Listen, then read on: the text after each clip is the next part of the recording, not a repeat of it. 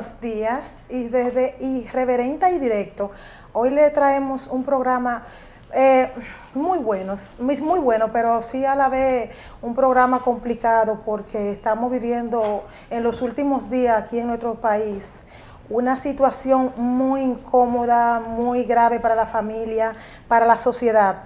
Tiene que ver con lo que tiene este país en la paleta pública ahora con los temas sobre la violencia. Hoy le tenemos aquí en nuestro segmento de salud elemental a dos figuras, dos psicólogos clínicos del Centro Calma Alma. Tenemos aquí a nuestros colegas Rafael Román Félix. Muy buenos días, colega. Josly Wilbur. Claro que sí, siempre para servirle y como siempre, ¿verdad? Más que un placer poder compartir con ustedes en este escenario. Una agradable mañana. Bienvenidos aquí al programa. Bien, colega. Aquí hoy vamos a estar tocando unos temas hoy muy fuertes, colegas. Sí. Con respecto a la situación que está sucediendo ahora en nuestro país. Mucha violencia, crímenes y tienen que ver con el porte y las armas de fuego. Yo le quiero hacer una pregunta muy directa, colegas. ¿Están todos ahora los organismos trabajando en función de lo que es tener una arma de fuego ahora en esta sociedad? Yo entiendo que se ha hecho lo que se ha podido con lo poco que se tiene. Somos un país en vía de desarrollo que necesariamente está tratando de hacer las cosas correctas, pero no del todo, porque ni las instituciones estatales están, digamos que, yendo al punto, al meollo del asunto, ni tampoco los ciudadanos están cooperando con esto. Si bien es cierto que, como dicen los manuales de psicología, todos somos violentos, hay que ver qué es lo que está generando la violencia. Y por eso un programa como el nuestro hoy, colega, está versando sobre este. Una parte que me gustaría compartir en esta oportunidad es el hecho de poder entender, como bien comparte nuestra querida Andrea, no es solamente si los organismos están regulando debidamente los procesos para el porte de armas de fuego, sino también entender que lamentablemente no se está trabajando de la forma debida. Hay procesos que agotar para nosotros poder concluir y tener el porte de armas de fuego, pero como todo en nuestro país, esas regulaciones no se procesan o no se atienden debidamente por el tema como bien decimos aquí en República Dominicana, del macuteo, del amiguismo. La burocracia. Exactamente. Se vuelan muchos requisitos que son importantes para nosotros poder otorgar a una persona, a un ciudadano, ese derecho de poder portar un arma de fuego. ¿Qué se podría aplicar o cómo podría implementar el gobierno, claro está, y los organismos de este país para que se pueda tener una salud mental a través de estas personas que adquieren una arma de fuego? Vamos a suponer que los mecanismos están, pero vamos a suponer también que son muchos mecanismos ocupando espacios que pueden ser ocupados por otras formas de recepción, porte y tenencia de armas. Una de esas formas es contar con organismos especiales que, si bien es cierto, no son del Estado porque son gremiales, como el Colegio Dominicano de Psicólogos, pudiésemos hacer acuerdos bilaterales. Y es una de las tantas quejas que yo siempre como miembro de nuestra institución he tenido. ¿Por qué el Colegio Dominicano de Psicólogos no aporta más? ¿Por qué su voz no se escucha más? ¿Por qué no gerenciamos y no ejercitamos ese derecho que como gremio social y profesional podemos? Por eso, haga lo que se haga, siempre vamos a tener que ir en contra, no sé por qué esa naturaleza, ir en contra de los principios de la salud mental. Y es que hay uno muy básico que dice que la conducta se analiza en el contexto cultural en el que ocurre. Creo que lo decía la psicoanalista Karen Horney. Y es lo que estamos haciendo, evaluando la personalidad del dominicano en torno al porte y tenencia con manuales norteamericanos. Entonces, ¿a dónde yo voy con esto? En que sí podemos hacer una especie, sí podemos hacer investigaciones nacionales, y para esto tanto las universidades con los estudiantes de término en sus tesis y el Colegio Dominicano de Psicólogos pudiésemos hacer mucho. Voy a volver con esto porque entiendo que es algo que hay que hacer, colegas. Sí, sobre eso quería preguntar, ¿qué está haciendo nuestro colegio de psicólogos? Yo como psicóloga estoy indignada, muy indignada, porque hemos escuchado las noticias en los últimos días, muchas noticias en diferentes canales de televisión, incluso fuera del país. Y yo no he escuchado a nuestro presidente de psicólogos hablar de nada de lo que está sucediendo, que nos concierne como psicólogos. Y yo me siento identificada porque nuestra sociedad, en nuestro país, y yo entiendo que se deberían de hacer más cosas en nuestro gremio para poder ayudar y para poder aportar lo que es a esta sociedad. ¿Qué ustedes tienen que decir, colegas, con esta situación? Hubo una oportunidad en la que nuestro Colegio Dominicano de Psicólogos, bajo otra gestión, trató de poder regular esa parte, exigiendo una mayor presencia de nuestro gremio en este sentido. Porque dentro, como mencionábamos hace un momento, de los pasos a agotar para tener o portar un arma de fuego, está una evaluación en salud mental. Claro. Una evaluación que, como conversábamos no psiquiátrica. Exacto. Una evaluación que, como conversábamos hace un momento, no está regulada por la forma en cómo se emplea esta parte, porque mandan a los candidatos, como bien dice Román, a un psiquiatra, y el proceso de evaluar a esa persona es muy corto. O sea, no se agota el proceso debido para poder nosotros como decimos, tachar a esa persona o poder cotejar a esa persona como una persona apta para que puede tener una buena salud mental para aportar un arma de fuego. Entonces, ahí la importancia. Hacer una historia clínica, porque sencillamente con venir una persona a una institución y pasar y darle inmediatamente el permiso de que sí, que puede importar una arma de fuego, donde yo me identifico como psicóloga, y yo cuando voy a hacer una historia clínica para verificar qué tiene el paciente o cómo está, en qué condición está el paciente, yo tengo que verlo por lo menos 2 veces para sacar una conclusión de ese paciente, porque no de instancia, en 1 minuto, 2 minutos, darle un permiso. Yo entiendo que se debería de tomar más en cuenta esta situación. Así es, y eso es lo preocupante, el hecho de nosotros poder ver que esa persona agote 5 minutos, 10 minutos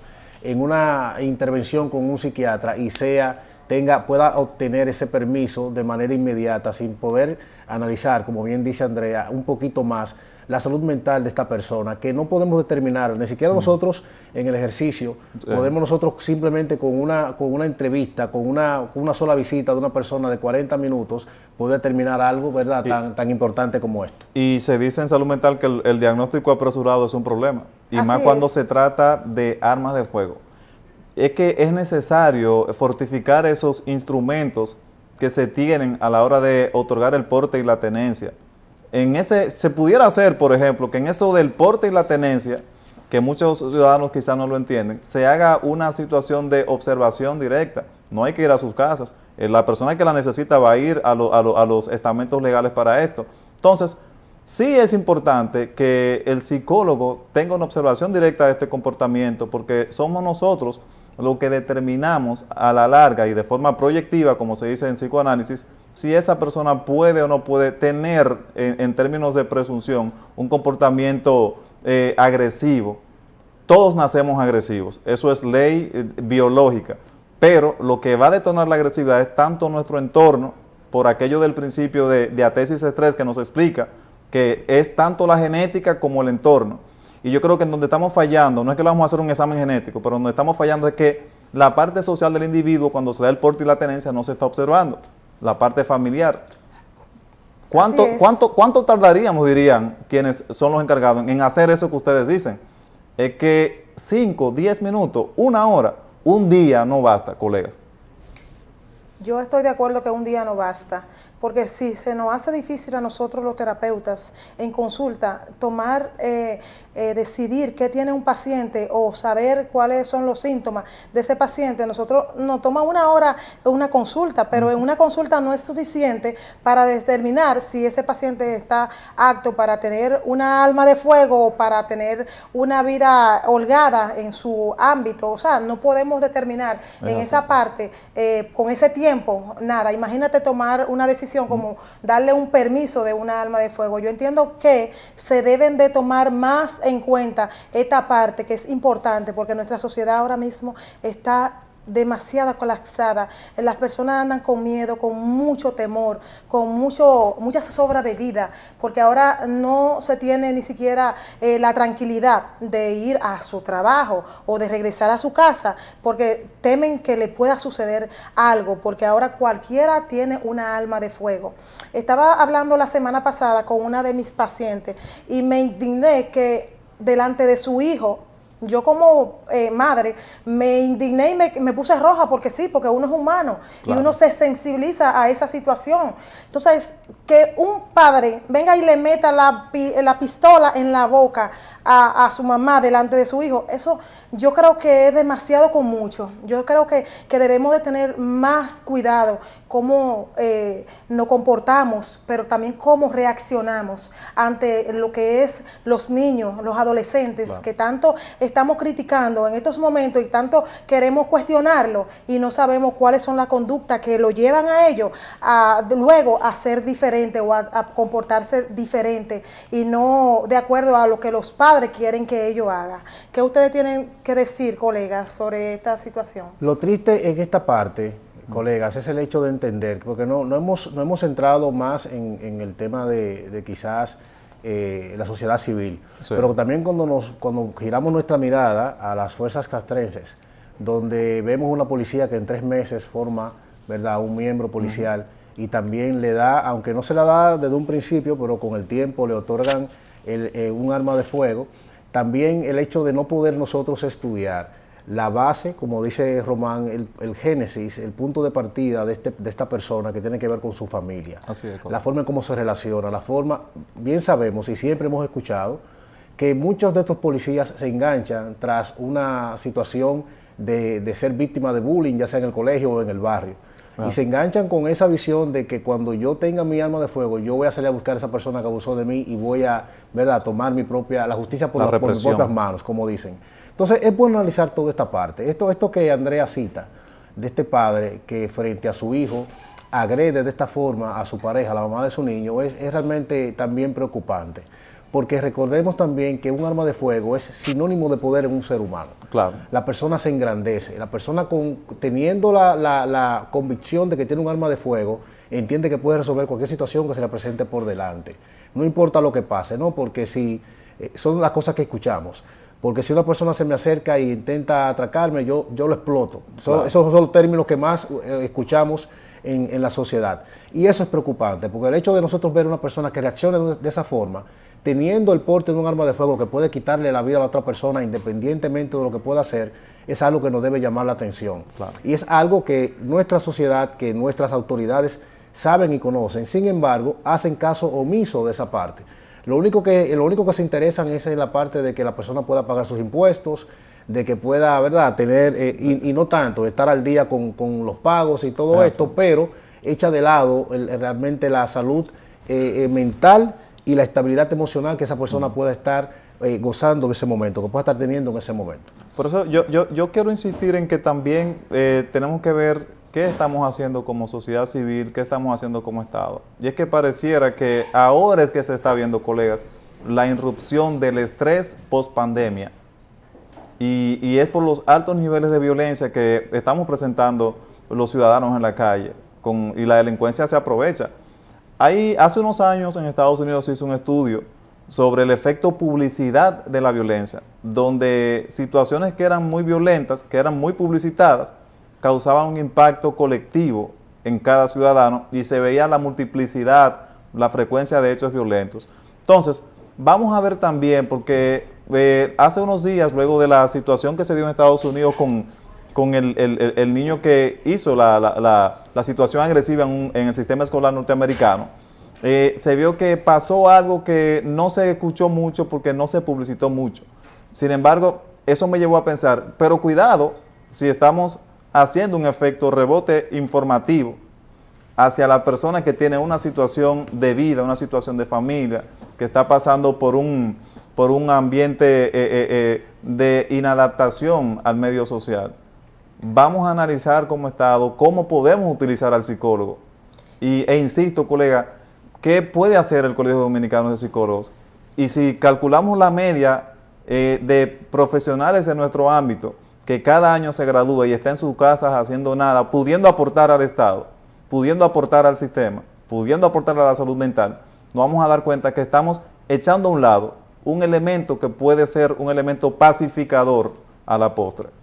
Yo entiendo que debemos de cooperar más nosotros los psicólogos, pero también entiendo que nuestro presidente de nuestro gremio debe de estar más pendiente a esta situación para ver qué puede aportar.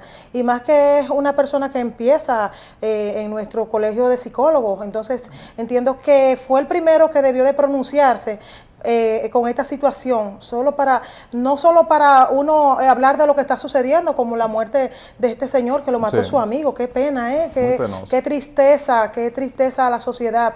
Una persona honorable, de respeto, uno de los políticos que yo admiraba y respetaba, porque era uno de los políticos que siempre estaban dispuestos y era muy social, muy colaborador, y de lo que no se habló cosas negativas en este país.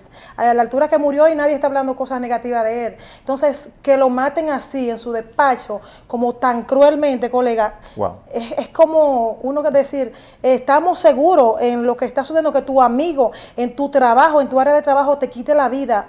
O sea, es algo como que no se puede ni siquiera explicar. Claro, y ver los demás escenarios también, este joven que se quitó la vida en su lugar de trabajo, seguridad de una entidad bancaria en nuestro país.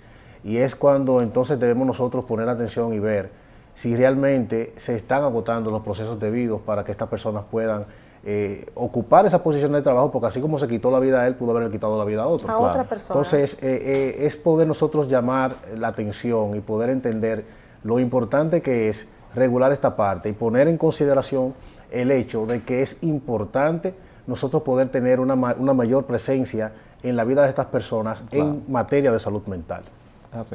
También llamar a la atención también al gobierno, que aporten más, que hagan más cosas para tener más centros, por ejemplo, que se abran más centros donde las personas de bajos recursos puedan acudir a su terapia psicológica, porque también es bueno llamar a la atención a que si no hay lugares, por ejemplo, nosotros que tenemos centros de salud mental y que sabemos que llaman personas y escriben por nuestras páginas, nuestras redes sociales a diario, que no pueden pagar una consulta psicológica necesitándola, donde tienen ansiedad, depresión, donde están que ya su vida no le vale nada, que no quieren vivir, y uno tiene la necesidad y tiene la obligación de ayudar a ese ser humano. Y nosotros como psicólogos, y yo, por ejemplo, directora del Centro Calma Alma, muchas veces cuando estoy verificando las redes sociales y veo esas cosas, yo digo, es que se deben de implementar más cosas, más centros, donde se pueda ayudar a esas personas de bajos recursos y que se pueda por lo menos dar esa capacitación a las personas para que por lo menos puedan tener esa libertad de ver que su vida es importante y de que hay soluciones. Yo quería preguntarle, ¿algunos test psicológicos existen para saber si una persona puede utilizar o puede tener un arma de fuego? Claro, la psicometría misma está llena de pruebas psicológicas. Para el porte y tenencia de arma de fuego está el test de MOCA, que es un test, creo que norteamericano, que se aplica para ese momento. Pero antes yo aplicaría un test multifactorial de la personalidad, el MMPI, colega. Y si es posible, el 16FP para saber los 16 rasgos de personalidad. Y a partir de ahí, instrumentalizar lo que es ese documento, esa aceptación, estás apto o no como diagnóstico de ese paciente. Claro que sí. Que sería muy importante, y también determinar si esa persona tiene otras situaciones, porque en esos test psicológicos se conocen muchas cosas de la persona, se conocen traumas de la niñez y otras cosas, ¿verdad, colega? Así es ahí. El tema es no partir a la ligera, de poder nosotros aprobar a una persona para la tenencia de un porte de arma de fuego, sin antes poder agotar estos procesos que mis colegas han mencionado. Y es donde queremos nuevamente hacer un llamado a nuestro presidente del gremio de psicólogos, Hanoi, el señor Hanoi, un colega que también tiene, ¿verdad?, alta carrera, alta experiencia en lo que es salud mental, y sabemos que en ellos, en ese equipo, debe haber ese sentir. Entonces necesitamos que se pronuncien, ¿verdad?, que puedan hacer mención de esta necesidad que como sociedad te estamos presentando y que un grupo de profesionales que pertenece al gremio y está dispuesto a apoyar, estamos ahí para cualquier situación que se pueda presentar. Así que estamos para servirle tanto al gremio como también a la sociedad que así lo merite. Y también aportar en esta parte que nuestro presidente, como decía nuestro colega, puede utilizar lo que es ahora mismo un presidente del CODOCSI, un presidente que nos está representando a nosotros, puede también acercarse a la presidencia, acercarse a los organismos importantes de este país para que puedan por lo menos incrementar lo que tiene que ver con los psicólogos, que haya más psicólogos que puedan por lo menos aportar, que puedan ayudar, como en salud pública, que salud pública tiene una cantidad de psicólogos a disposición para ayudar, pero debemos de ayudar y de tener más libertad de expresión para poder llevar a personas de bajos recursos que necesitan la ayuda psicológica, que necesitan ese empuje para que puedan por lo menos seguir avanzando en su vida. Y hace tiempo que el presidente del Colegio Mexicano de Psicólogos y el ministro de Salud Pública de nuestro país debieron de estar sentados. Como sociedad elegimos, como sociedad pagamos impuestos, nosotros como profesionales pagamos impuestos. Entonces, dennos ese uso profesional que podemos hacer, que podemos dar. Vamos a trabajar esto y si es posible, vayan a los estamentos. Cada unidad de atención primaria debe tener un psicólogo. Totalmente de acuerdo. Bueno, y como todos los viernes, despedirnos de ustedes y dar las gracias porque están ahí siempre viéndonos, están apoyando este espacio, salud elemental, perdón, y darle las gracias a nuestros colegas por estar hablando de tan importante tema hoy y decirles que gracias de verdad por su audiencia. Muchas bendiciones y feliz viernes.